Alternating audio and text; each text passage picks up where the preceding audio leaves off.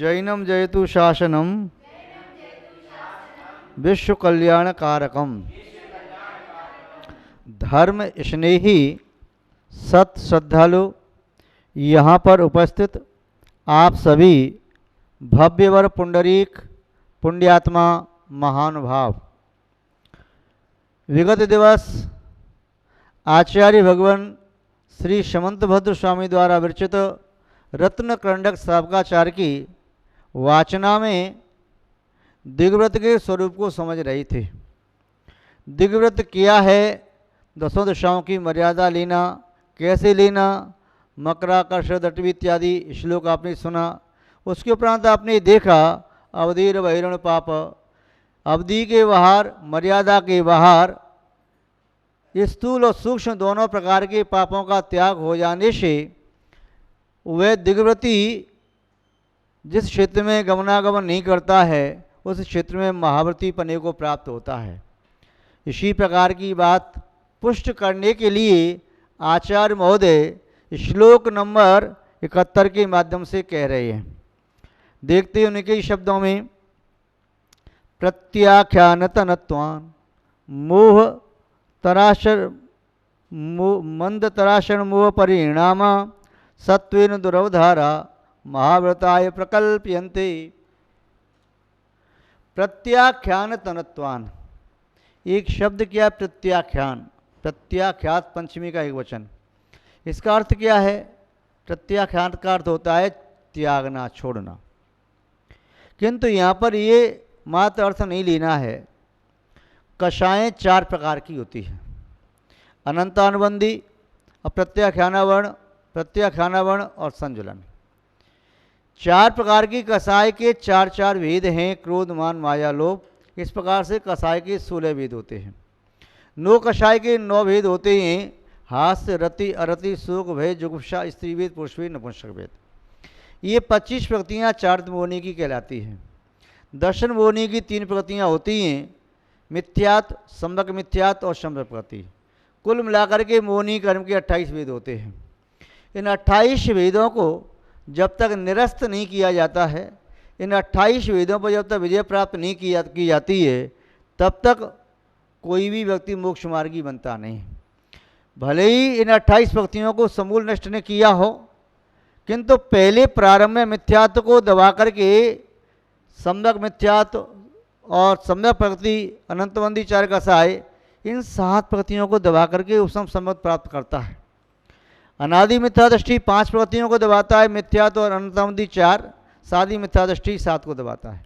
उपसम सम्यक दृष्टि पुनः क्षयसम सम्मत को प्राप्त करता है, फिर क्षायक हो जाता है, जिसमें 7 प्रकृतियों का क्षय हो जाता है। और क्षयसम सम्मत दर्शन में 6 दबाई जाती हैं प्रकृतियाँ, सम्यक प्रकृति प्रति उदय में रहती है। महानुभाव, अब यहाँ पर बात कह रही हैं कि अनंतानुबंधी कसाय के उपसम क्षय उपसम व क्षय से सम्यक्त होता है और सम्यक्त आचरण 4 कह दो से। इसके उपरांत प्रत्याख्यानवर्ण कसाय के अनुदय से जीवन में देश व्रत आते हैं। अप्रत्याख्यानवर्ण कसाय का जब तक उदय रहता है, तीव्र उदय होने पर तो उसके परिणाम भी नहीं होते। अप्रत्याख्यानवर्ण कसाय का जब अनुदय होगा तो वह देशव्रती बन जाएगा। इसके उपरांत कह रही हैं प्रत्याख्यानवर्ण कसाय। प्रत्याख्यानवर्ण कसाय का जब तक उदय रहता है तब तक महाव्रती बनता नहीं। संजुलन कसाय के उदय में महाव्रती बनता है, प्रत्याख्यानवर्ण कसाय के अनुदय में। और संजुलन का तीव्र उदय रहता है तो प्रमत्त दशा होती है, और संजुलन का मंद उदय होता है तो आगे बढ़ते बढ़ते वह वहाँ तक पहुँच जाता है, श्रेणी पर चढ़ता हुआ, और पूरा दबा देता है संजुलन को तो शांत मोह और क्षय कर देता है, तो वह सूक्ष्म लोभ तक पहुँच करके क्षीणमोह हो जाता है, अपनी 4 मोहनी की 21 प्रकृतियों को दबा करके। महानुभाव, यहाँ पर बात कह रही हैं प्रत्याख्यान तनत्वान मंद तराशरण मोह परिणाम। प्रत्याख्यान कसाय के, प्रत्याख्यान जो कसाय है 3 नंबर की कसाय चौकड़ी है, इसका मंद उदय होने से, प्रत्याख्यान कसाय का उदय चल रहा है तो ये निश्चित है कि महाव्रती नहीं बना, किंतु मंद उदय हो गया तो महाव्रती बनने की भावना बनने लगी। अणुव्रति में उसकी विशुद्धि बनने लगी, विशुद्धि और बढ़ती जा रही और बढ़ती जा रही है। प्रत्याख्यान बल कसाय उदय में रहेगी ही रहेगी देशवती के जीवन में। तो यहाँ क्या कह रहे, प्रत्याख्यान तनत्वात्, प्रत्याख्यान कसाय की तनु, तनु मारे बहुत कम, अल्प, मंद, कमजोर, क्षीण। प्रत्याख्यान कसाय का मंदोदय या कमजोर उदय या क्षीण उदय, दुर्बल उदय, निर्बल उदय जब होता है तो मंद मंद तराशरण मोह परिणाम, मोह के परिणाम और मंदतर होते जाते हैं। कसाय के परिणाम जितने तीव्र होंगे तो चारित्र मोहनी कर्म के उदय होने से चारित्र नहीं आ सकेगा, असंयम भाव उतना तीव्र रहेगा। और चारित्र मोहनी कर्म के परिणाम जितने मंद होंगे तो फिर कषाय या चारित्र मोहनी मंद होने से चारित्र प्रादुर्भूत होगा, शुद्धि बढ़ेगी, चारित्र वृद्धि को प्राप्त होता जाएगा। ये मान के चलो चारित्र मोहनी ज्यों तो दबती जाएगी त्यों तो चारित्र ऊपर उठता चला जाएगा। जैसे कोई कपड़ा गंदा हो गया, बहुत गंदा था, उस गंदे कपड़े को देख के लगता था इसका कलर काला ही तो नहीं है, किंतु जब किसी ने गर्म पानी में डाल दिया धोने के लिए कास्टिक सोडा आदि डाल करके तो उसकी कालमा कुछ नष्ट हुई, लगा ये कपड़ा काला नहीं है, किंतु कपड़े का कलर कुछ अन्य प्रकार का नीला है या और है।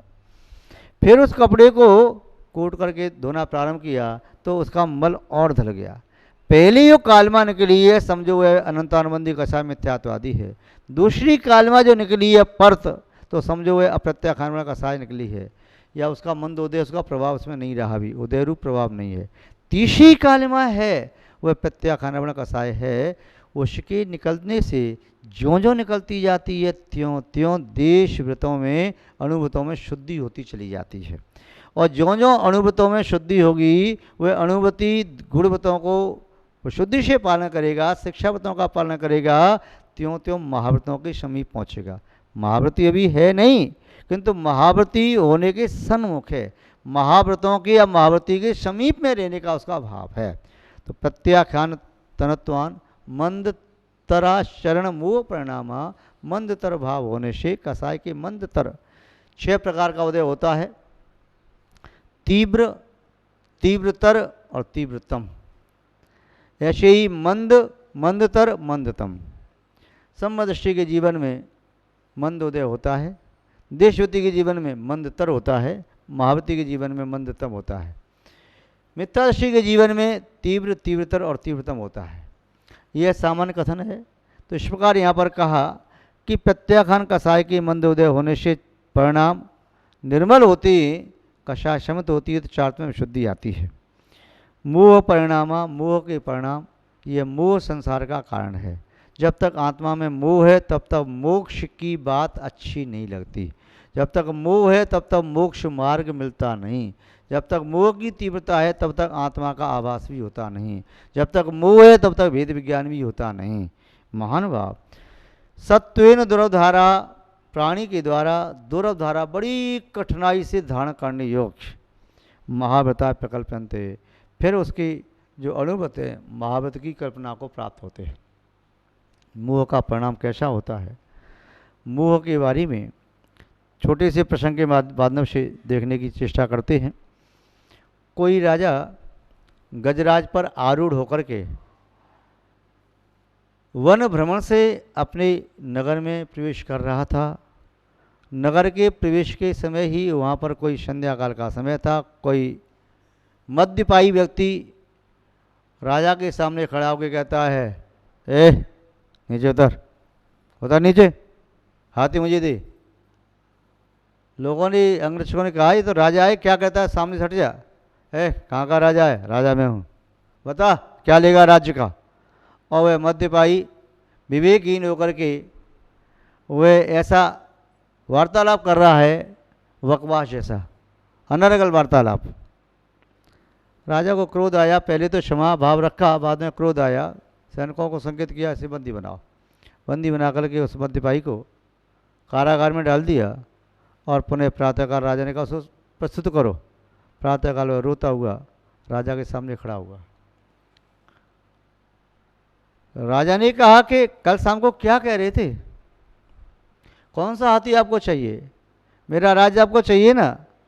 तो वह रोने लगा, कहने लगा महाराज आप मुझे प्राणदंड देना चाहते हैं तो वैसे ही दे दें, मैं कहाँ आपसे कुछ कह सकता हूँ महाराज, आपसे हाथी मांग सकता हूँ, आपका राज मांग सकता हूँ क्या, ऐसा मैंने किया ही नहीं है। और जो सैनिक भी थे वो कहने लगे नहीं तूने ऐसा किया था। उसने कहा क्षमा करें महाराज, उस समय मैं नहीं बोल रहा था, वह बोतल बोल रही थी, जो शराब की बोतल मैंने अपने कंठ से नीचे उतार ली थी वह उसका नशा बोल रहा था। ऐसे ही शराब की बोतल का नशा तो चढ़ता है, घंटे 2 घंटे उतर जाता है, किंतु मोह का नशा बड़ा खतरनाक होता है। मोह मोहम्मद पियो अनादि, भूल आपको भ्रमतवादी। अपने आप को भूल करके जीव पर में भ्रमण करता है, पर को इष्ट मानता है, पर को ही ग्रहण करना चाहता है, पर को प्राप्त करना चाहता है। तो ऐसे ही जो प्राणी जब मोही होता है, पाप का तीव्र उदय होता है, कषाय का तीव्र उद्वेग होता है, आवेग होता है, तो वह व्यक्ति बड़े से बड़े पाप कर बैठता है। जब मंद उदय होता है तो उसकी आंखों में आंसू आते हैं, पश्चाताप होता है, एक अंतर्मूर्त में बड़ी से बड़ा पाप कर लेता है। पश्चाताप करने में केवल अंतर्मूर्त नहीं, दिन, सप्ताह, मास, वर्ष और जिंदगी निकल जाती है। पाप बंद करने के लिए अंतर्मूर्त भी पर्याप्त है, पाप का प्रक्षालन करने के लिए एक जीवन भी थोड़ा पड़ जाता है। महान बाप तो यहाँ पर कह रहे हैं कि मोह की महिमा बड़ी विचित्र है। यह संसार असार न करना, पल भर राग सयाने, यहाँ जीवनी अब तक कितने, यहाँ जीवनी अब तक पहने हैं कितने ही बाने। पिता पुत्र के रूप जन्मता, वैरी बनता भाई, देय त्याग कर पुत्र बन जाता सगा जमाई। यह संसार असारण करना, पल भर राग सयाने। हे सयाने विवेकी जन बुद्धिमान, पल भर के लिए इसमें राग मत करना, यह संसार तो असार है। केले के स्तंभ में कोई सार नहीं होता, छीलते जाओ, प्याज को छीलते जाओ, कुछ सार नहीं निकलता है। धान के छिलके कूटने से धान नहीं निकलती है, रेत को पेलने से तेल नहीं निकलता है, पानी को मथने से नवनीत हाथ नहीं लगता। ऐसे ही इस संसार से राग करने से चेतना का एक भी गुण प्रकट नहीं होता, चेतना की कोई निधि प्रकट नहीं होती। यहाँ जीव ने पहने अब तक हैं कितने ही बाने। इस जीव ने यहाँ पर कितने शरीरों को धारण किया, कितने रूप धारण किए। पिता पुत्र के रूप जन्मता, बेरी बनता भाई।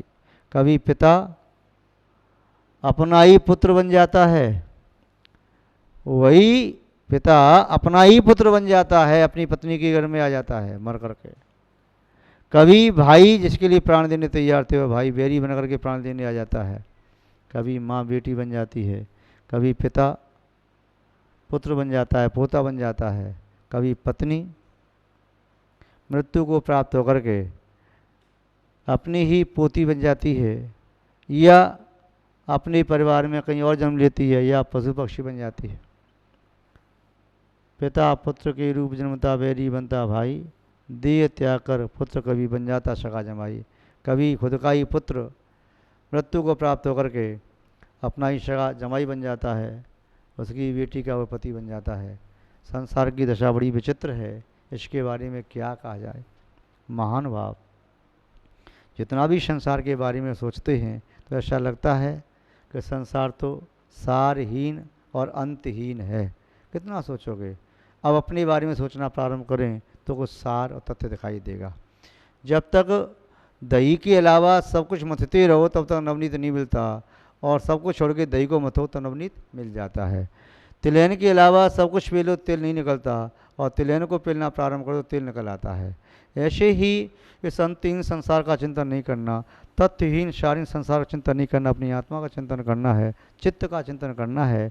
तब इसमें चित्त में से ही एक ऐसा चमत्कार होगा कि चित्त की निधि आपको प्रद्भाषित होगी।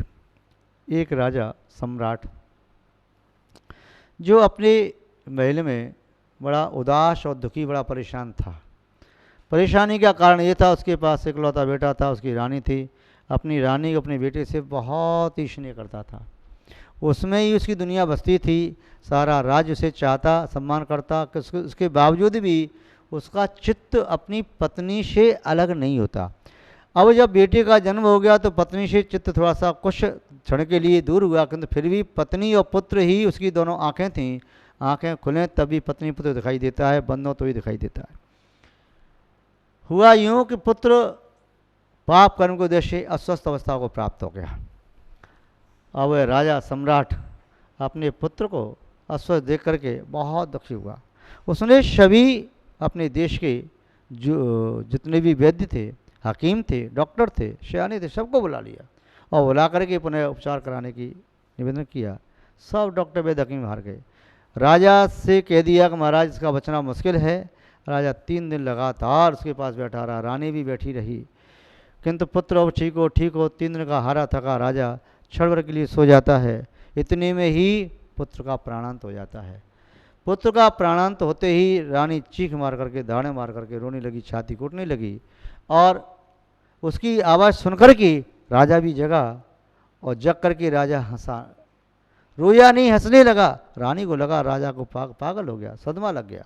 उसको झकझोरा, कहा क्या हो गया तुम्हें? सब लोग अचंभे से आश्चर्य से देखते रह गए कि राजा पुत्र मरने पर शोक नहीं कर रहा, हंस रहा है, क्या कारण है? पूछा राजा से, जब बहुत कहा क्या पागल हो गई हो, तुम्हारा पुत्र मर गया, इकलौता बेटा था तुम्हारा।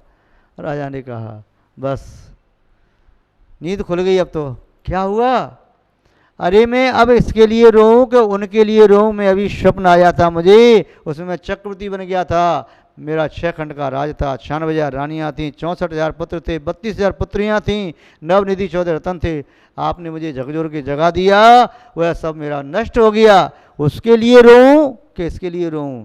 बोले वो तो सपना था। बोले मेरी समझ में आ गया, ये भी सपना ही है, अपना तो मेरे पास है। महान बाप, जब मोह टूट जाता है तो अपने से परिचय हो जाता है, जब तक मोह रहता है तब तक सपने में व्यक्ति सोता रहता है। आप सब लोग उस मोह को परित्याग करके ऐसे कठिनाई से धारण करने के योग्य महाव्रतों की कल्पना की जाती है, ऐसे अनुव्रतों को स्वीकार करें। अनुव्रत महाव्रत की कुंजी है, अनुव्रत महाव्रतों का बीज है। आप महाव्रती बने और अपनी आत्मा का कल्याण करें। इन्हीं सद्भावनाओं के साथ अपनी शब्द श्रृंखला को विराम देते हैं। जय श्री शांतनाथ भगवान की, परम पूज्य आचार्य गुरुदेव श्री विद्यानंद महाराज की, अहिंसामय विश्व धर्म की।